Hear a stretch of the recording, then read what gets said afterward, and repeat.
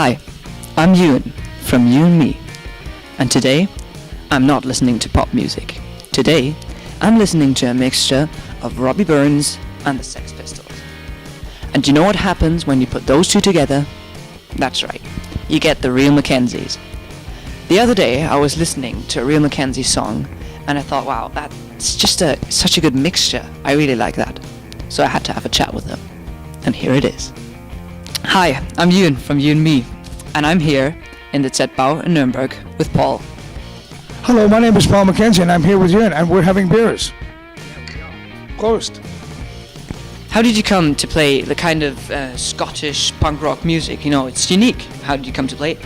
Well, it happened back in the 90s, I think it was 1991, and I was having a Keeley, and I was playing traditional Scots music on my 78 player, the wind-up one. We were playing Sir Harry Lauder, we were playing Andy Stewart, and a bunch of other excellent musicians. And in the next room, my roommate was playing the Sex Pistols. All right, yeah. And it just fit together.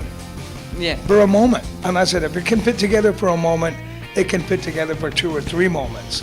So I decided to try it out, and it worked wonderfully. But one of the things that also works very well with it is that punk rock music is rebel music.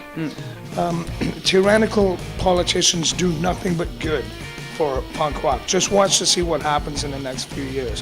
What would the environment that we have nowadays? Punk rock will take off through the roof. But old Scottish music and Irish music as well is mostly rebel music. The good stuff is all rebel music. So in that sense, it's the same kind of music, just different production. Right, okay. Different instruments. And you were mentioning a ceilidh, right? So how did you come to go to a ceilidh? How was that? Well, I was brought up in that environment. We always have ceilidhs. You know, you invite your friends over, you have some nice, a good scran, which is some nice food, and some good drinks, and you stay up all night. And where would that be in Scotland? Where did you come from in Scotland? Originally we come from Inverness, Mackenzie. I came to Vancouver in 1972, so I was a little bit younger than you, and maybe a lot, I don't know. But we always brought our tradition with us, and so my parents loved to party, and as a result of that, you know, I started drinking beer when I was about 5 years old, because I was at a Keeley and coming up and said, "Oh, I think this is empty. I'll get you another one." And I go into the kitchen and you know, drink the dregs of it. But nonetheless, it was always good, and I have no regrets whatsoever. And I'm happy to say that we're carrying on tradition as we were taught to. Cool. So generation is kind of changing a bit. This is kind of changing the subject, but I'm coming to this new generation. It's kind of a bit different because it starts downloading stuff and CDs and all these new stuff. What do you think about that? Well, we are the last generation of the analog. Everything else is going to be digital and computerized. From after we're gone, it's all going to be digitalized and computerized. Well, I don't know, hopefully I'll give my daughter my turntable and record collection. But in terms of that, I mean, everything sort of happens in waves. Like in the ocean, the 7th wave is the big one, and then you can count it, it works its way down to the 7th wave. Rock and roll is kind of like that too. Every 20 years, there's kind of a re-swing of it.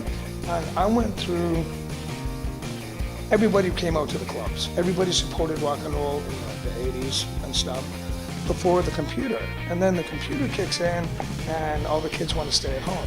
They have access to everything on the computer, so why even go out? But what this is actually doing is stabbing rock and roll in the back, because we need support, live support. And it's starting to happen again. The kids are coming out of it because their parents were computer geeks, and now they're rebelling against that. And the best way to rebel is to go out and have a good time and drink some beer and get thrown around in the mosh pit and stuff. So I suppose my point is you just have to stick around long enough and it will change again. So But just I've come also out. experienced stuff like when we were playing last year, the promoter wanted to invite his children and their friends to the show for free. And they said, no, we're going to stay home. Well, whoa, what's all that about? So the show sold out. And they heard about it and they tried to get in. And sorry kids, sold out. Like, we were maximum capacity. There was no way to get even one more person in. So, I guess they learned the lesson. And now every time we go there, they always come out. So that's good. Turn out the computer for a night, for crying out loud. Okay. Drinking Scotch whiskey. Cheers. Okay, Slanger.